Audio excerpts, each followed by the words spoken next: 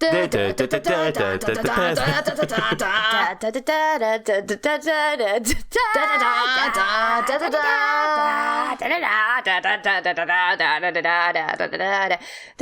lost my... That's it, I'm right out of it.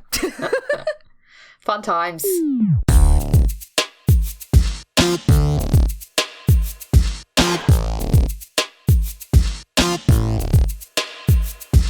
Hello and welcome to BigRedBarel Geek Speak Spoilercast of Game of Thrones. My name is Alex. My sigil is probably something butt related, and my house words is I like big butts and I cannot lie. With me is a lady whose sigil I imagine is something Godzilla related. Yeah, I think so. And what are your words, Joe? They're not words, they're just like the Godzilla roar and nuclear breath. That's pretty much it. I like it. Don't mess with like Godzilla. it. And also joined by Diarmuid. Diarmuid, what's your sigil and words? My sigil is probably a potato, and my words are just hello there. Yeah. Okay. Wait, Diarmuid, didn't we discover that your sigil really should be a capybara? Actually, yes, it could be a capybara as well. Capybara with a potato. Yeah, hugging the potato, because they get along so well. Yeah. Do you like potatoes? As anyone should, potatoes are amazing, especially when in chip form. That is true. Okay, so before we go any further, spoiler, but just in case, I'm going to put it out there. If you've not watched Season 7 of Game of Thrones, do not listen to this podcast. Yeah. Move away, go watch that show for crying out loud, and then come back and listen. Yeah. Now, there aren't any spoilers out there for Season 8, and we're far beyond the books, so pretty much nothing we'll discuss here will have any chance of spoiling you. So if you've seen Season 7, you're good to go. Good. You can listen to it and agree, disagree with us, be excited, be sad that the Game of Thrones has finished. Whatever emotion, I can't tell you what to feel. You feel what you have to feel, listener. We're with you. So, guys, let's just start with the general. What are your overall thoughts? Season, yay, nay, okay? Yeah, I mean, personally, I thought it was a pretty strong season. I feel like it suffered from being shorter. I feel like we could have done with another couple of episodes at least to help with some character development. Hashtag efficiency is coming. And, like, the fast travel stuff got a bit ridiculous. You know, I feel like it needed a bit more breathing room. But generally, yeah, pretty strong season, and things are starting to move together now, and it's all a bit exciting. I'd agree with the general of that, but I would disagree with the length of the season. I thought the season length was fine. I thought each episode had its big thing that moved the entire story forward, which was good. At this stage of the show, we know these characters. We've been, you know, we don't need those character moments, those quieter moments. Oh, good God, I disagree. Well, okay, you'll get your moment. You'll get your moment. But for me, we know these characters, so now it's not so much about learning who they are and what they would do in certain situations or putting them in certain situations and whatever. It's almost all about getting there now. And what I liked about this season was there was no filler. At no stage did I think they're just doing this as a sort of just to throw it in there. It felt like every single thing that happened, single thing that they showed was to get us to the end. And I appreciated that. A lot of people, Joe, yourself, have complained about the fast traveling stuff. Yeah. I didn't mind that. I really did not mind that because we've had enough of these characters moving from place to place. Get them to the place. The gold, the stuff that we want is when they get there, if you know what I mean. It's like it's cutting out all of the chaff. It's streamlining it down. We've watched enough of this show now where we kind of know the characters, we know the ins and outs of what they like and don't like and where they are as where their story is. So right now we just kind of need to get there. And I just liked the fact that they left everything unnecessary behind or unsaid. Personally. Yeah, I can understand that, definitely. Well, I don't have a problem with them getting there. I don't have a problem.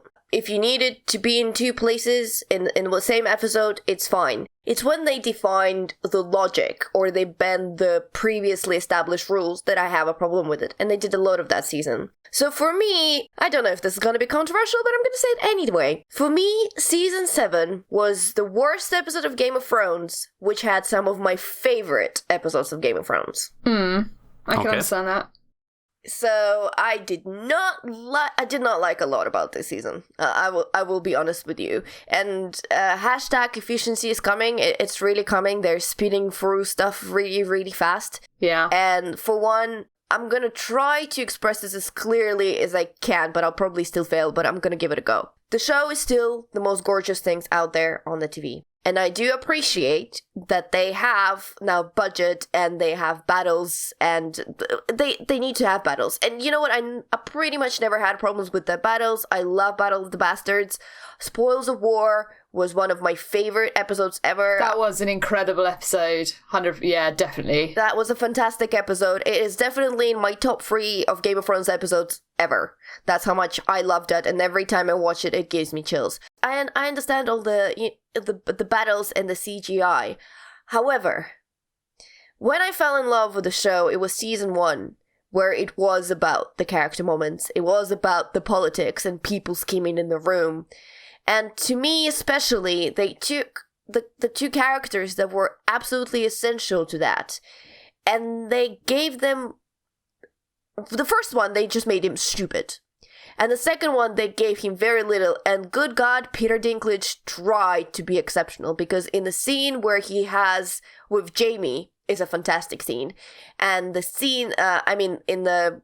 underneath for the dragon skulls. That's the one I mean. Yeah. That was fantastic. So, Peter Dinklage can do his stuff, obviously. I enjoyed his catch-up with Cersei. I thought that was an incredible scene. That is another one that is absolutely incredible scene.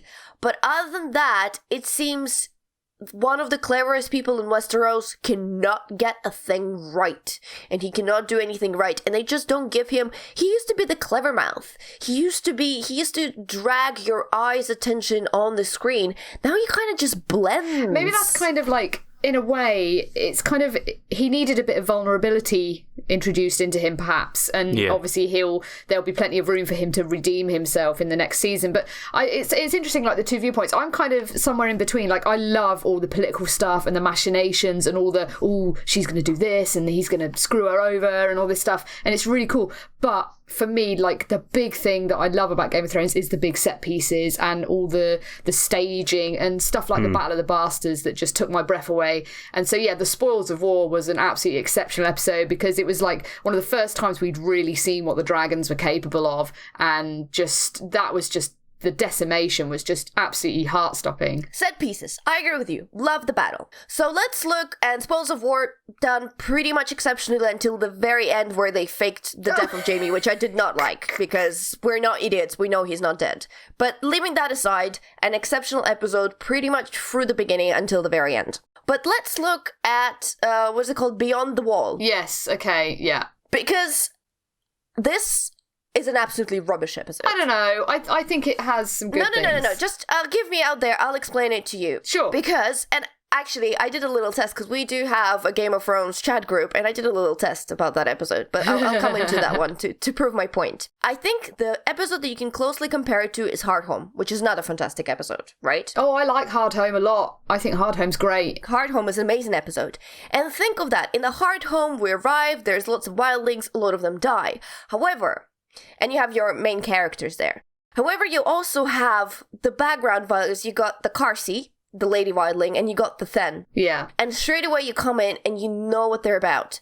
And you know what? When Carsey died, I've only seen her for 10 minutes on the screen. I know she was basically a red shirt, but I felt for that. That was an arc. That was a character. Here...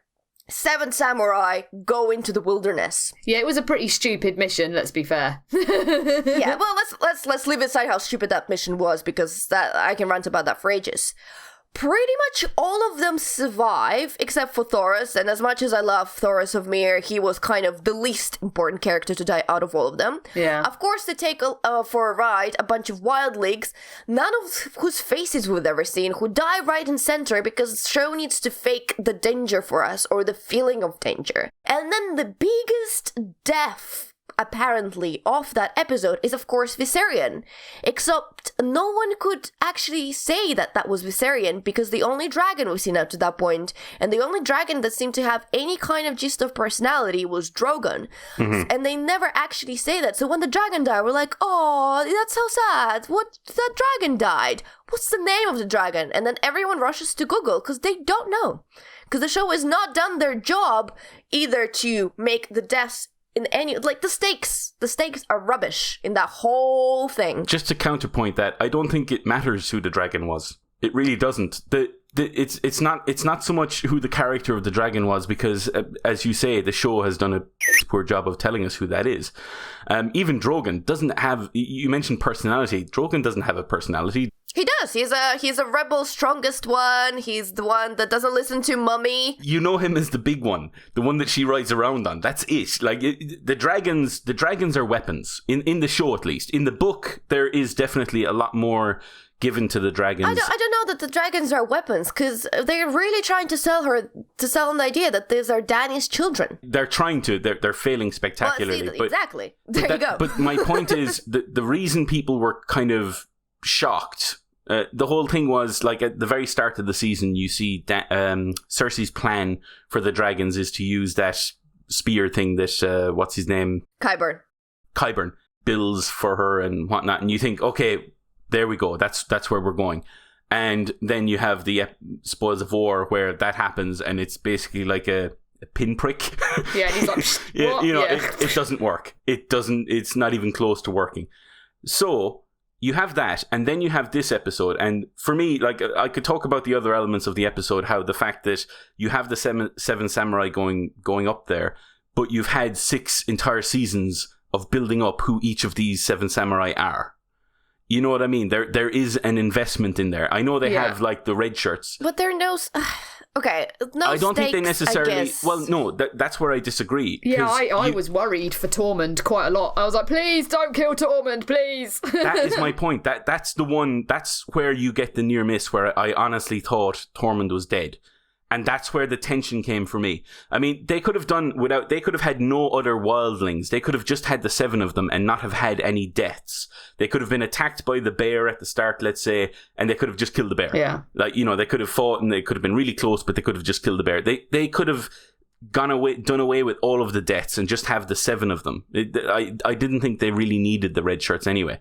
But that moment where Tormund screams out, "Help me!" I was biting my nails. Yeah. I honestly didn't know if he was going to survive.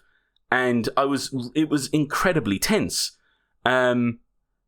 Now, you could talk about, you know, having no tension. Then you have the last episode of the season where you have Tormund and Beric on top of the thing. And I knew they were going to survive that.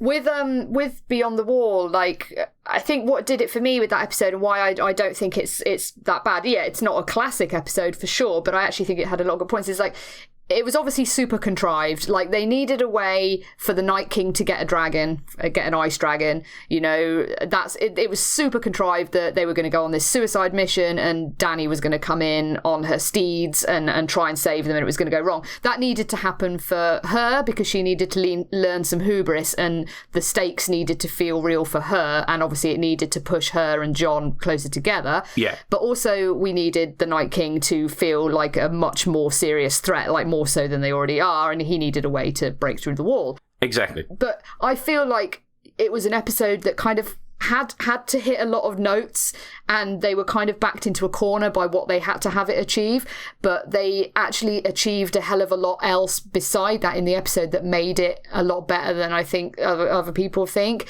I enjoyed some of the character moments with these characters that are kind of thrown together, like the Hound and Tormund and stuff, and I thought that was quite well done.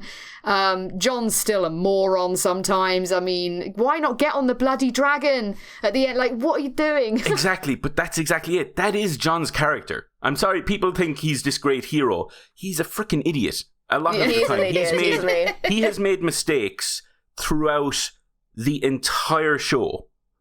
Like, the entire show. You can go back at the various moments.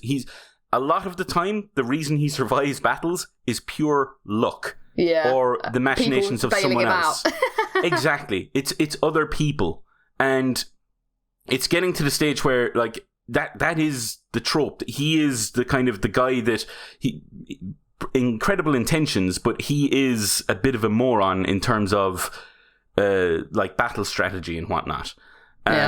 But for me, the entire like the point of the episode, as you say, was to get the Night King a dragon, and it was to have the very last scene of the show or this season with the dead going through the wall. There had to be a way of doing that. Yes. Yeah. No, I absolutely understand the point, and it's fine. But I think I also come from this from an interesting perspective, and I don't know whether that... Okay, so here's the thing. In this season, I knew everything that was going to happen before it happened. And while this ruins something for other people, I'm a stern believer that the execution is what matters. Mm-hmm. I'm the opposite entirely. I don't want to know anything that's going to happen. I want to be surprised. So, like, when the Night King threw that f***ing spear into the... I was like, what? Like, you could see it, like, they built up to it, and when they showed him with the spear, I was like, oh, shit. I think I know what's coming here, kind of thing, you know?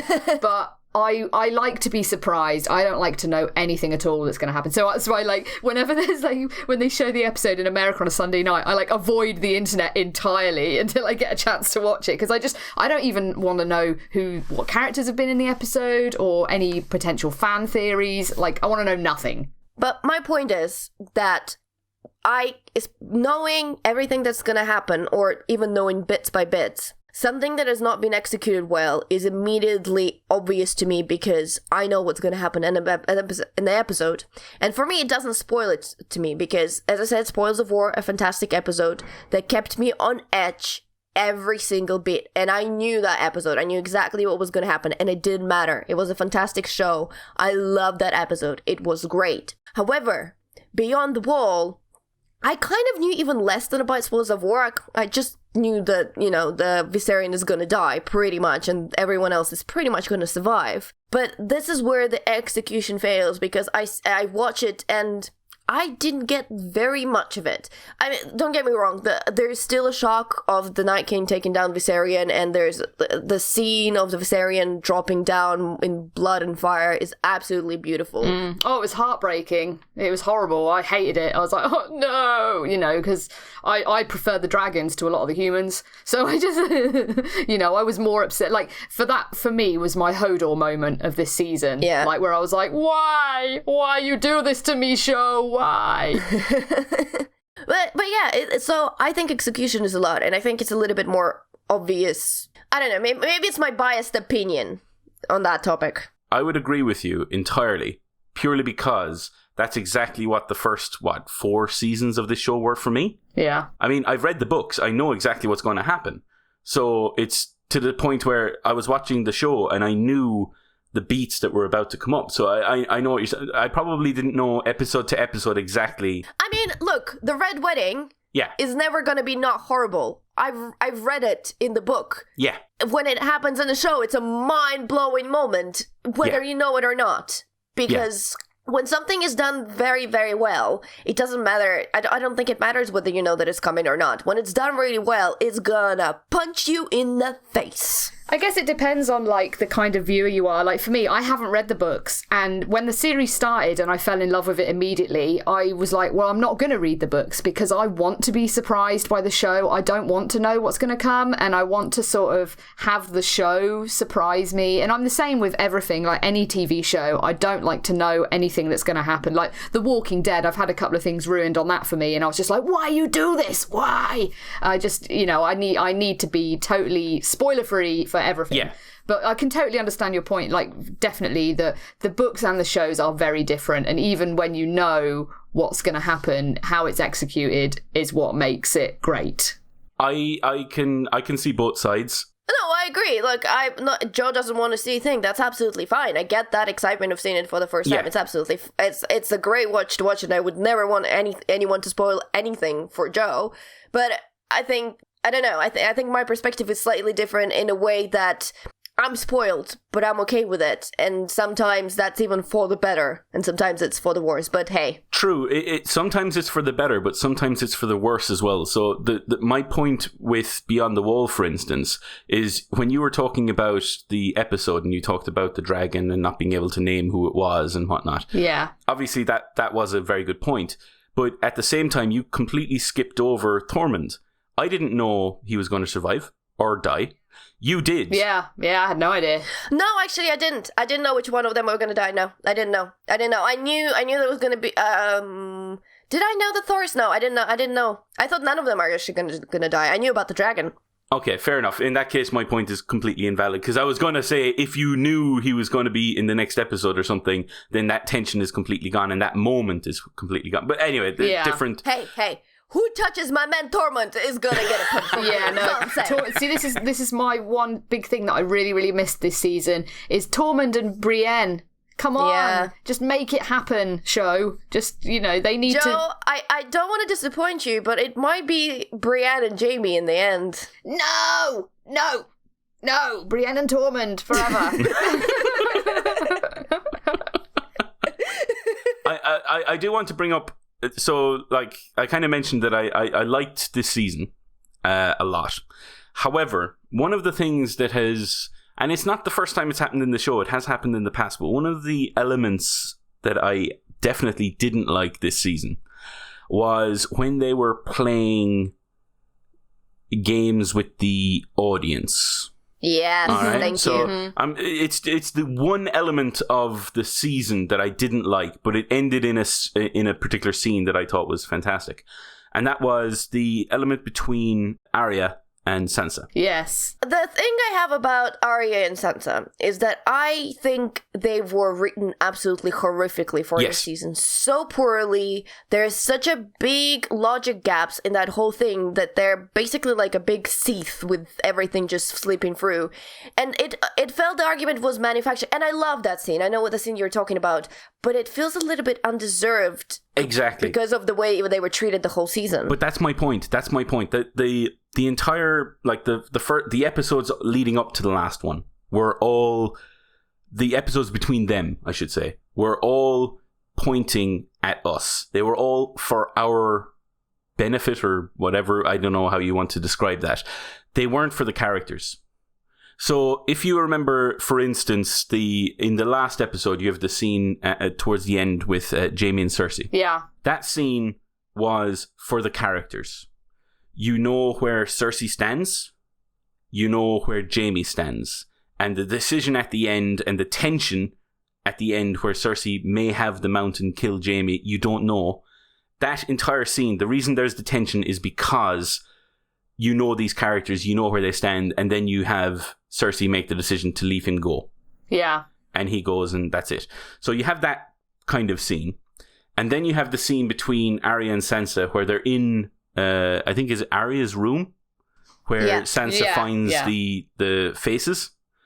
You have that entire scene, and you know for a fact Littlefinger isn't there. No one else is there. It's just the two of them. Yet there's still tension between them, and you have that moment where, Arya eventually gives over the knife or whatever, but you have this tension between, is she actually going to kill me? I don't know. All of that wasn't for the character's benefit, because we know in the next episode what happens. So that entire scene and the entire scenes before it and, everything building up to it was all for us. And when you write for the audience rather than for the characters, you lose all of the tension. And then when you have the last scene, and you even mentioned the word unearned, you have that scene where Sansa kind of calls out Littlefinger, where you've been accused of murder and treason. What do you have to say for yourself, Lord Baelish? And then you have that moment. And it's like, oh, it's snap. entirely unearned, because the tension building up to it is all manufactured for us. I don't know, maybe I'm a bit easier to please, but when that happened, I was like, oh yeah. It was... I mentioned at the start, that was one of my favourite scenes, purely because I thought Aidan Gillen did an unbelievable job. Oh my god, I'm gonna miss Aidan Gillen so much in the show. He's such a big presence. He is the one. I have so many problems with Littlefinger. I think he's just they started writing as soon as the book finished. They didn't know how to make that character clever anymore, and he's become stupid. But Aidan Gillen just managed to save him, no matter the stupid things that they did, like giving Sansa to Boltons and so on, which was the stupidest decision. It was a long time coming. His comeuppance, it's well deserved. The show is gonna lack him because he is one of the fantastic, not only characters, but actors who just can do them exceptionally well. But on that point, I think what the show is trying to do, Di, and it kind of fits into your kind of doing this for the audience, they are trying to be more... They're trying to add more drama, and I don't understand why they're trying to do that, because Game of Thrones is dramatic on itself, and they do it in some silly stuff, right? So... for example, Bran just randomly arrives to Winterfell. Now, to me, it doesn't make sense because... Classic Bran. Because I think the Night's Watch would have sent a raven to Sansa. It's like, hey, you know what? Your bro's on the way. And, it's a silly he's a bit weird. Prepare yourself. Yeah. It's a bit weird. It's a bit nitpicky, but you see what I mean? They wanted the dramatic... unexpected arrival of Bran at Winterfell and Sansa being really happy rather than her knowing that he was coming and so on. And they did that in a lot of ways. The same with Arya when she finds the letter, and unless you're like super diligent and you remember that this is the letter from like season 1, you don't know what it's about. Then you have all these fake deaths. Apparently no one can drown in the season, by the way. That's the thing. That's the thing that kind of let it down in a lot of ways, is the lapses in logic. Like the thing with Bran is like he had so many opportunities to send a raven to John to say, we need to talk about who your dad is, mate. We need to have a chat. Don't go sleeping with anyone, especially if they're a dragon lady. It's like maybe Bran is just a big perv.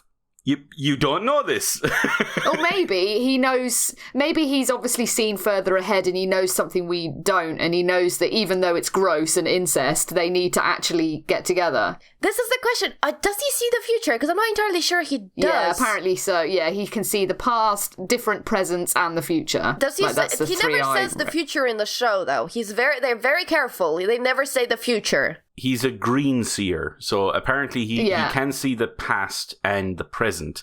They don't specify the future, especially because if he was able to see the future, you would have expected him to be able to know that Jon was actually a Targaryen. That's true. Yeah, that's true. But I do like what I liked about this season as well, in terms of Bran at least, was that they actually did I think they did a really good job in that last episode of kind of giving him a scope, giving him boundaries to his power, because it could have been so easy to have him feel like to make him almost all powerful, and that kind of gives you a get out of jail free card every time.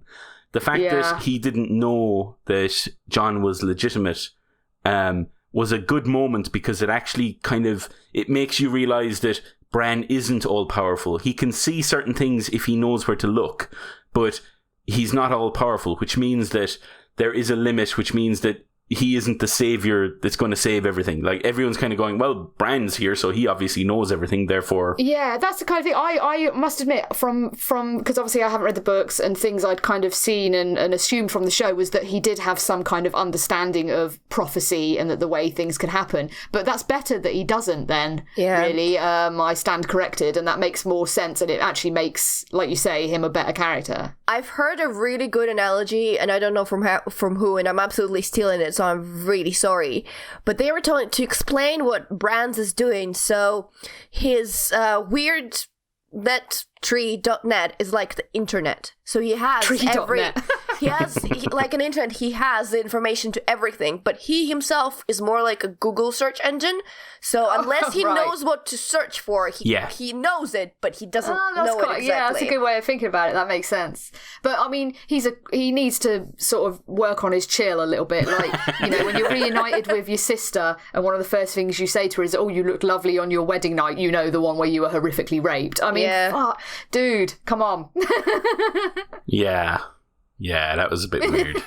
He needs to work on his social skills. But again, I actually think that ties into my point from earlier about Arya and Sansa, where you have that entire interaction, and you're kind of like, is Bran even human anymore? You know, is he the same character that went beyond the wall in the first place? And he keeps saying, no, I'm not. And then you have that last scene with Littlefinger where clearly he was the one who gave the information to Sansa. So there's still some part of Bran there, you know? Yeah. So it's almost like they really could have done a better job of selling that. I think, obviously, having all that information in his head has changed him, but that doesn't necessarily mean he's a heartless, you know, bee or something. You know, he's changed, but that doesn't mean he's not Bran. So I think like that particular line was so poor. There was a few times where I thought the writing kind of let itself down, but at the end of the day, you like when you start writing, as I said, for the audience, and writing to build drama, as you mentioned, Alex, then you're going to start losing some things. The drama comes from the characters.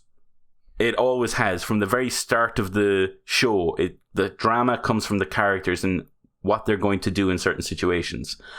You know the characters now, and that's why the show feels as predictable as it is, because you know how certain characters are going to interact when they meet up. But then, I still think there's still place for character building moments, even though that we know them. Yeah. I think what, especially in Sansa Arya relationship, was the hugest opportunity is that in the very last episode, they kind of had like this conversation about, oh, you're the strongest person I know, blah, blah, blah, blah, blah. And it was very, very blah. What I would have loved is actually Sansa sitting down with Arya and telling her, this is what happened to me, for reals. And I know as viewers we do know, but Arya doesn't. And I think considering how very rocky their relationship was as sisters, and all their different experiences, this could have been such a fantastic acting and character building moment between them that would have blown that, oh, you're the strongest woman I know, out of bloody towers, and it would have been a great scene.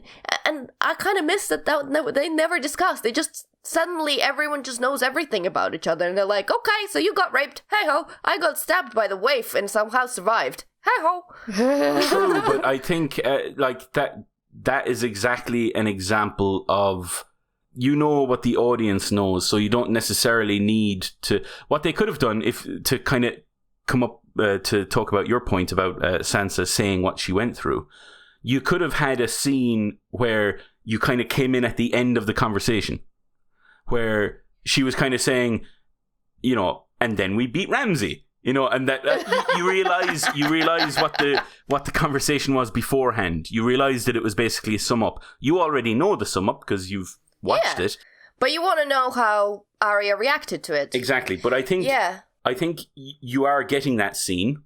You are getting that scene. You are seeing Arya say, "I wouldn't have survived that."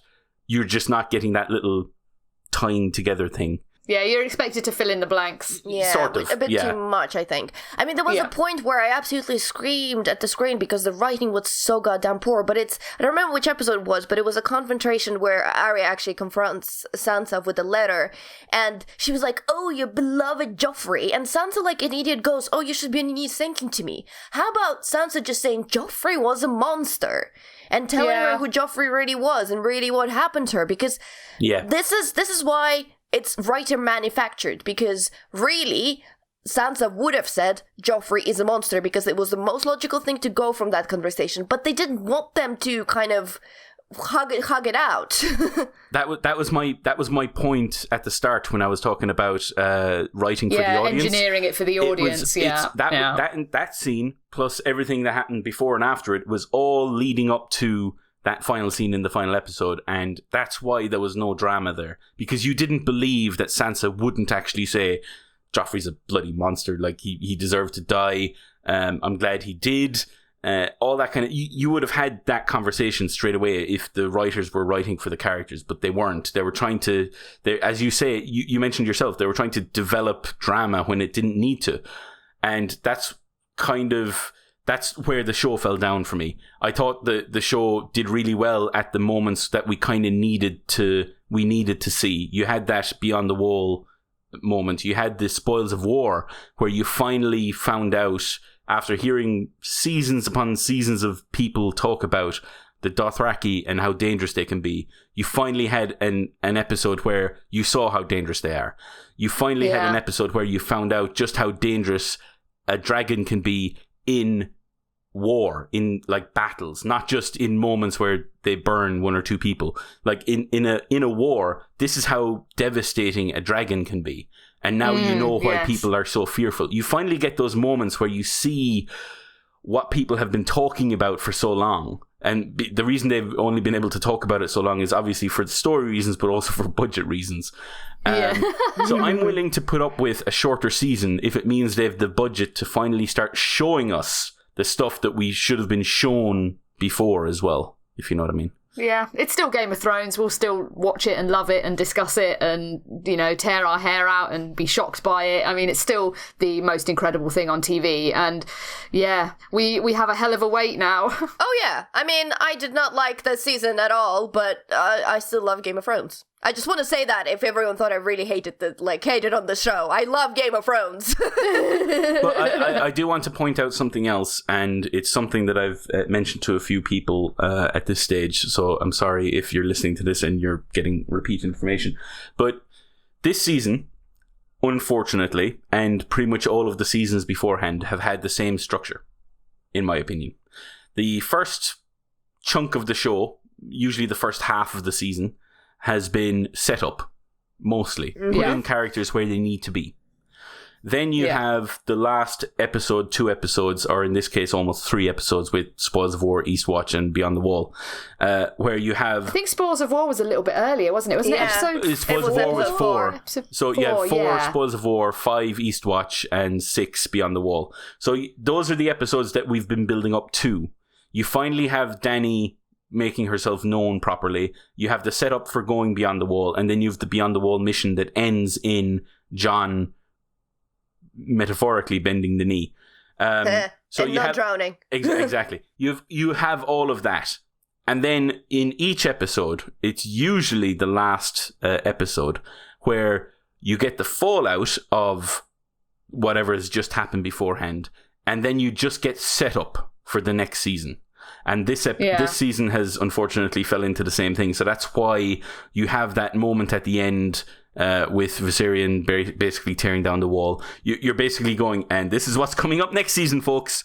And you get that moment, and you get the moment with Jon and Dany, and you get the moment with Bran basically explaining that he's a Targaryen and he's actually the rightful heir to the throne, which is obviously going to throw a huge spanner in the works between Jon and Dany. Just a touch, yeah.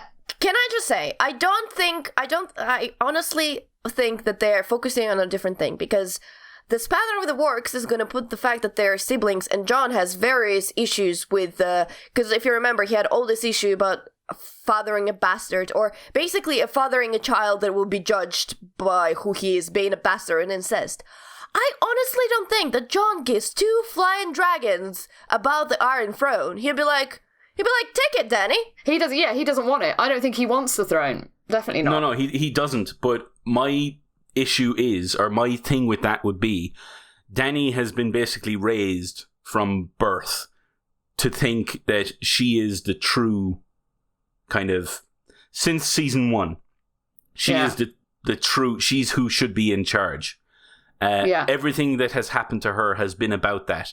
All of these prophecies and the fact that she's the mother of dragons and the fact that she has such a bloody long title now.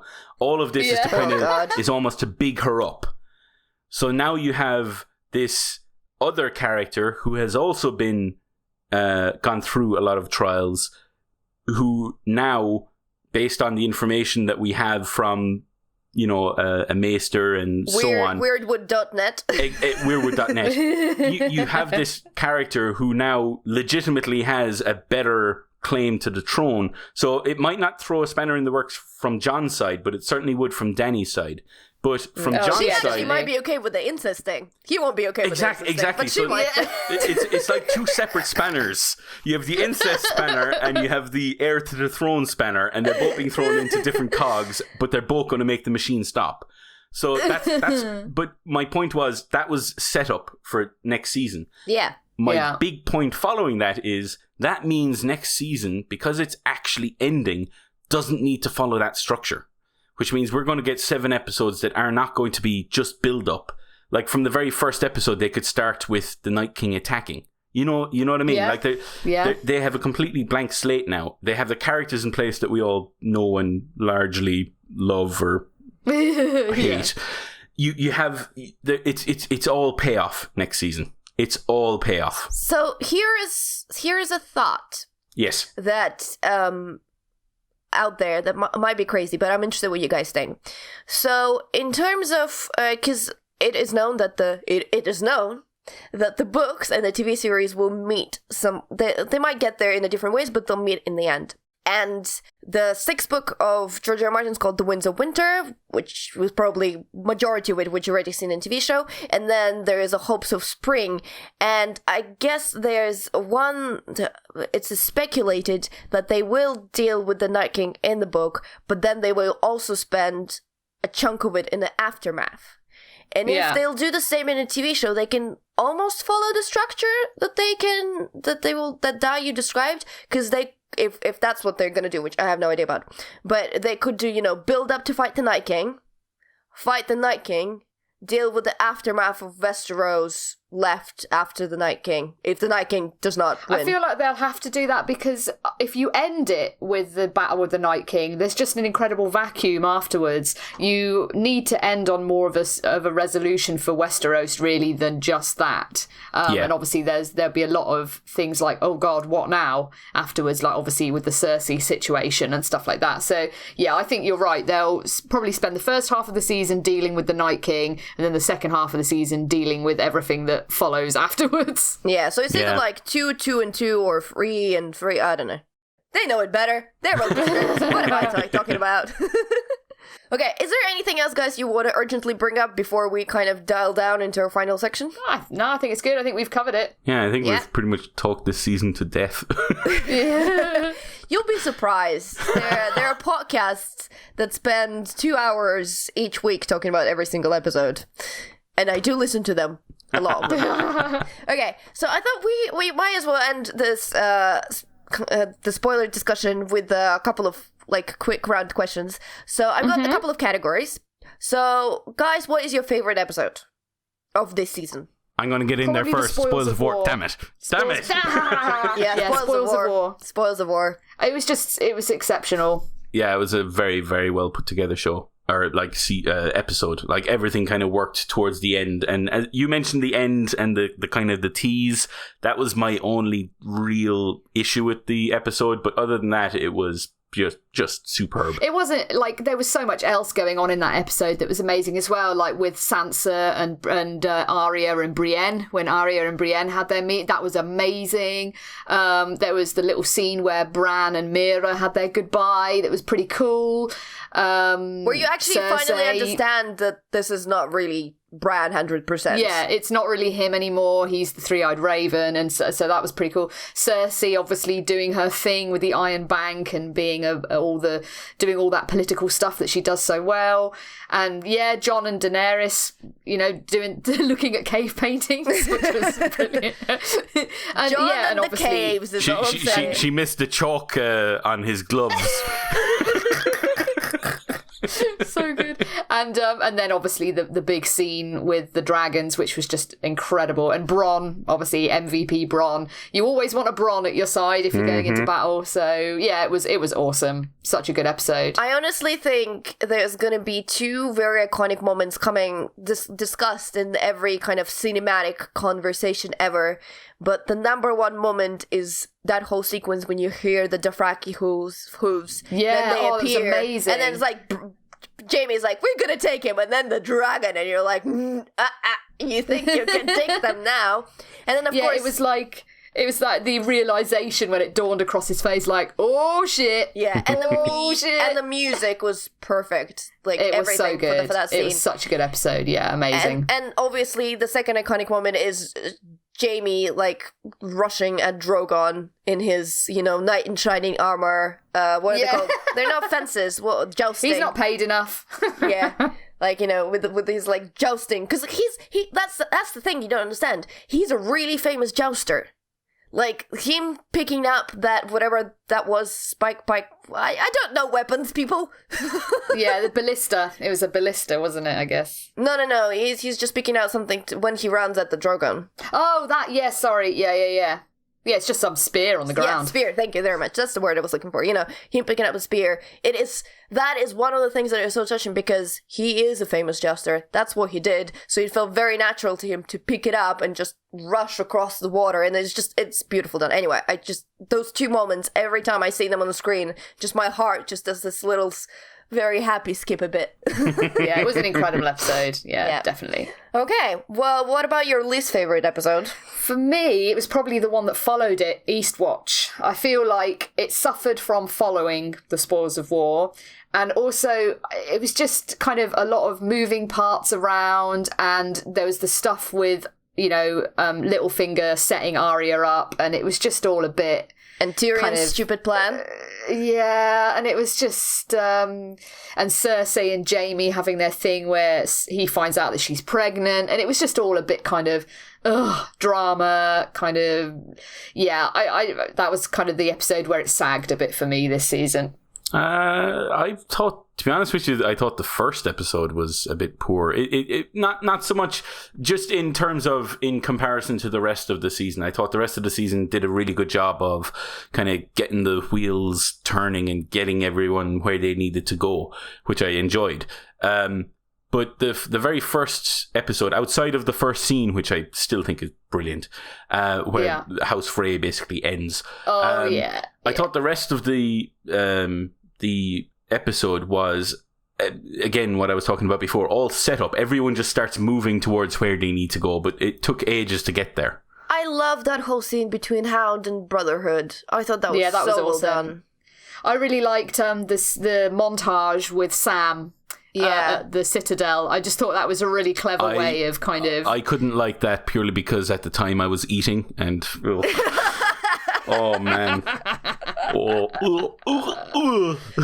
was good. So you were feeling it right with him. You were on board. Oh, my goodness. That was pretty bad. Yeah, I thought that was okay. I mean, I think you all can guess my least favorite episode, which was Beyond the Wall. Mm-hmm. Yeah. Yep. Sorry, did not like that one. Did not like that one at all. Fair enough. Okay. Who is your MVP of the season? Tormund, still for me. I love Tormund. He's amazing. Yeah, for me, Bronn. Obviously, the whole saving Jaime at the end. I liked how, even within that episode, for what it has to be considered a relatively small character in terms of, like, Bronn doesn't have any claims to anything. Like, he's not like some big leader of men. He's almost a side character. He still had a character arc. He was still paid money. He still chose to leave the money behind to go back for Jaime. He still had, like, that entire episode had a little mini Bronn arc. And then you just have, obviously, beautiful. All of the best lines in the show are basically Bronn's. Yeah. So, yeah, I think Bronn was him MVP. And Davos. Yes. Yeah, I was going to say, Davos is my runaway MVP. I'm sorry, everything he said this season was absolutely precious. That whole when thing, he introduced Jon Snow, it was just that, and the thing when they had the conversation with Missandei, and Davos was like, "Oh, do you mind if I leave you, Jon, for Daenerys? She sounds like an alright girl." And then that whole speech, "Oh, why are you not listening to me, you young whippersnappers? I've survived till an old age, and you're being idiots and rushing somewhere out there to kill things." So good. Or when he meets up with Gendry and he delivers the best fan line ever, where he goes, "I thought you'd still be rowing." I hated that a little bit. I'm not gonna lie. It was a bit too much for the listeners. For the watchers, actually. But yeah. Okay, best death scene. For me, it's Olenna Tyrell. She just had the best sort of resolution where she was like, "Tell Cersei I want her to know it was me." I just thought that whole scene was just magnificent, where the realization on Jaime's face, where he knows she's telling the truth and he knows that Tyrion isn't guilty, and it was just kind of like the ultimate up yours, you're killing me, I'm going to take it with dignity, and also basically sticking up two fingers as she goes out the death's door, And obviously Diana Rigg is just magnificent, and it was I loved that whole scene, and the way she was like, like, tell her I want her to know it was me. I was like, yeah, you do. I would probably say the exact same. However, because you've already said it, I'll go on to something else.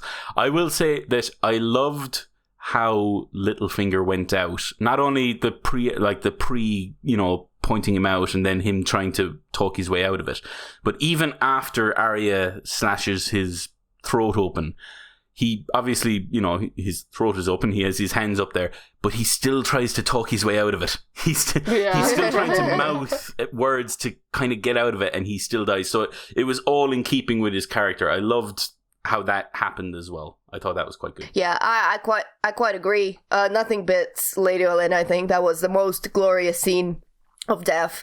But to add that, there was couple of deaths I did cheer for, evenly, but that was the Sand Snakes, because they're finally gone, everyone! And I was like, yep, you go, Euron! You do your thing.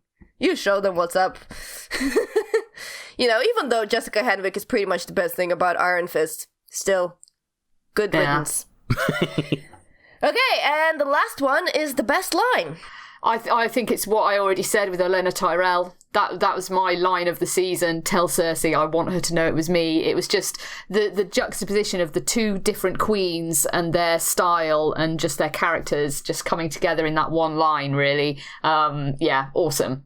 For me, obviously, pretty much anything Bronn says is gold. And I love him like in that last episode where he's talking to Jaime about the Unsullied, and like he goes, you wouldn't catch me fighting with no cock, basically.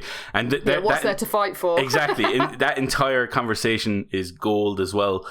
But actually, if I leave aside Bronn for a second, the line that made me realize just how good a show Game of Thrones is was Bran's line when he's talking to Littlefinger, where he mentions chaos is a ladder. And the fact that he says that, and immediately, even though it's been years since I've watched, I think it was, if I look back, I think it was season 3 when Littlefinger actually said it.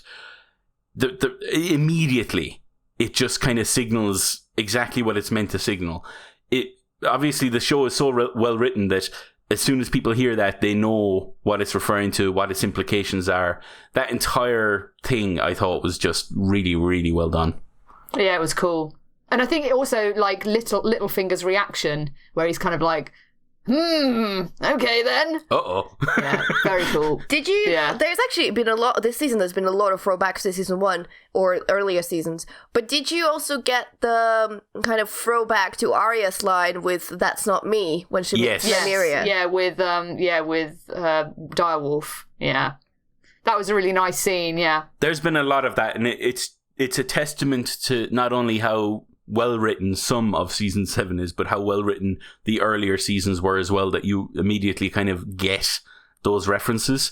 It's just it's really good when you respect the audience enough to not have a bloody flashback where she suddenly sees herself at that age, where you just trust them to just know what's going on. I thought that was quite good. My best line is Davos introducing Jon Snow. That was so good. I fell in love with Davos more than I thought I could ever fall in love with a man in that moment. But I also love that whole scene between him and the guards with the crab. Oh yeah, when they made that was so good. Yeah, that was also very, very, very excellent. I loved all of that. Davos is my heart. If he dies next season, that's it. Me and Game of Thrones are over. He's just been brilliant from the moment he was in the show, like when he was obviously with Stannis. And just that whole story with him and Stannis' daughter, I just thought was so well done and so well performed. And yeah, he's an incredible character, and you need him. I feel like you need a character like that in the show who's purely good on the inside and full of morals and ethics, and yeah, also funny with it. Yeah, he's awesome. Speaking of Davos, I'm going to say one word, and it's going to, again, this is just another example of how well written the show is. I'm going to say one word and it's going to make you laugh. Fewer. Yeah. It's just little moments like that are classic. Yeah. Reason we love the show. Reason we Classic love the Davos. show. Okay. Before we end, I've kind of forgot to slot it in somewhere in the middle of the episode, but I did want to tell some. Well, it's a warning coming ahead, but it's a horrific, but at the same time, kind of funny story of how someone got spoiled. So after Beyond the Wall episode, there was a person who just went into Google and Googled witch. And the first thing in the search bar that automatically appeared, which dragon died. Oh. And that is the next level of spoilerage, people. Just don't go on the internet, honestly. Okay, just to talk about it as well. Obviously, a few episodes this season leaked and so on. Yeah.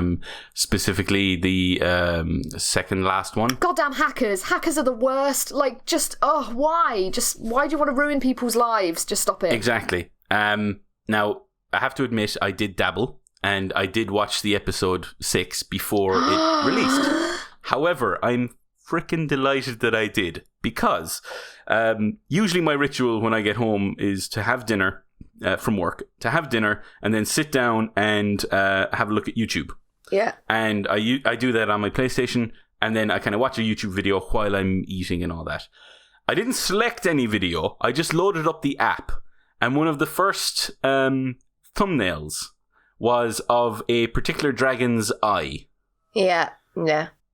And that was before the episode actually aired, and it was I'm so glad that I actually watched it, otherwise that would have really pissed me off.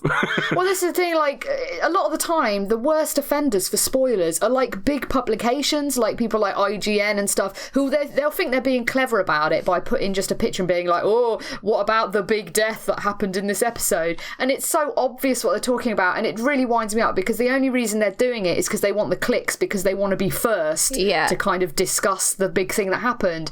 And it's just bloody annoying. Not everyone is able to watch the show at 2:00 in the morning or immediately when it's aired, and some people who don't have access to HBO or Sky Atlantic have to wait even longer. And it's just, why do you want to ruin it for people just to, it's obviously for revenue, but just stop it. Just stop. Yeah. Here's another story that I was actually not on purpose, but I was a culprit of. Our friend Courtney, so her mom has sent her the picture of a spoiler, and because she knew what the spoiler was about, she sent me the picture of John and Danny in bed together, and I said, "Oh, that's a real shame that you got to see that." And I was like, "Can you send me the picture? Because I've not seen it circulated in any of the internet." And she sends me a picture, and it's a Photoshop. It's an okay done Photoshop, but it's a Photoshop. But here's the thing. Because she told me this before sending the picture. I've already kind of confirmed for her that was going to happen, which, to be fair, was not the biggest spoiler in the world. I think everyone knew that was going to happen. But yeah, still. I think we knew that was coming. Yeah. So I felt really bad, because as soon as I saw the picture, I'm like, oh, they just put John in bed and Danny from season 1 with Khal Drogo with her side boob thing, and it was just really annoying that someone got spoiled by a Photoshop as well. Yeah. Mm-hmm. Yeah. But yeah, and also, because Game of Thrones is so big, and everyone and their mother is doing content about it, and there are a lot of really good podcasting YouTube channels that do it justice, and actually, when they discuss it, considering things. But because it's such a easy way to get clicks, there's just so much garbage out there that completely infuriates me, and especially what I hate is a big websites suddenly jumping on this new Game of Thrones fan theory, the fan theory that, lived on the outskirts of the internet for years now.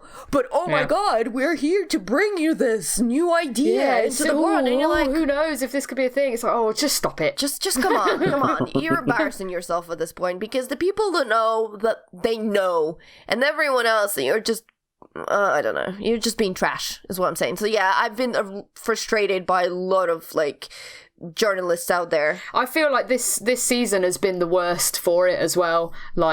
In terms of obviously the leaks and people just not Twitter is just no man's land. Just do not go anywhere near Twitter when Game of Thrones is on, because it's just even I deliberately will not follow people that are prone to posting spoilers. But because of the way Twitter works, you see stuff that other people have seen and liked. Now if someone liked something, you still see it's like, it. hang on a second, I don't follow this person because I know they post spoilers, but because someone else has liked it or commented on it, I'm bloody seeing it now, and it's like, fuck. So my ritual is, when the episode is on, the internet is no-go, 100%. Like, I don't even go on Google, I just avoid it entirely until I watch the episode.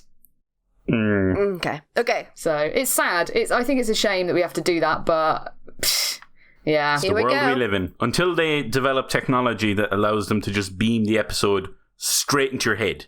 Into your eyeballs and be like, poof. Like straight into your head. As soon as it's out for everybody, and it goes straight into your head. Then it'll be over. But until then, we're a bit screwed. Yeah. And it's going to be bad the next season because obviously it's all ending. It's just everyone's going to go nuts. So. Anyway, well, it's the rumors are it's coming like 2019. They're gonna take their time, and the production, I think they're starting filming in October, if I believe that is correct. But I will also say it out there. There is apparently like season 8 leaks out there already. They are fake. I know that from listening to someone who knows that for sure. Let's just put it this way. And who has a podcast that they talk about it on it as well. So I wouldn't get too excited if you see something season 8 leak at the moment, because that's probably not what's going to happen. Anyway, guys, this was supposed to be like a half an hour spoiler cast, and then things happened. We talked about Game of Thrones. Yeah, exactly, yeah. Anyway. You can't stop that train. Okay, well, on that note, we better get out of here, because like we've been podcasting for like 2 hours straight, and my ass is, getting tired of sitting. Mine has melted into my chair now. I don't think I can actually get up, but we'll see. Just travel everywhere with your chair. You're like, so this is how I live now. This is my life. Thankfully, this one has wheels, so maybe I'll be able to do that. Just wheel around. Yeah. Thank you very much for listening. Please, if you have any comments regarding Game of Thrones Season 7, leave them in on the forums, not on Twitter, because then you'll spoil people, but I think you're safe to go on the show thread for this episode and leave them on this forum, and because we would love to know what you guys thought. And with that out of the way, I've been Lady of Butts. Lady Alexandra of Butts. Oh yeah. Buttocks. Buttocks. Oh yeah, buttocks. Lady Alexandra of Buttocks. I love that. Brilliant. I've been mourning a dragon. I've been Sir Potato. Of House Potato. Yeah, and we bid you goodbye. Bye. Dracarys.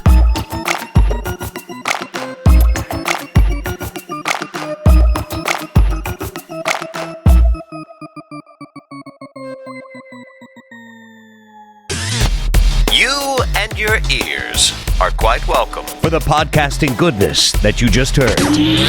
Why not roll on over to BigRedBarel.com for more podcasts, news, reviews, and videos from the biggest, reddest site on the internet, BigRedBarel.com.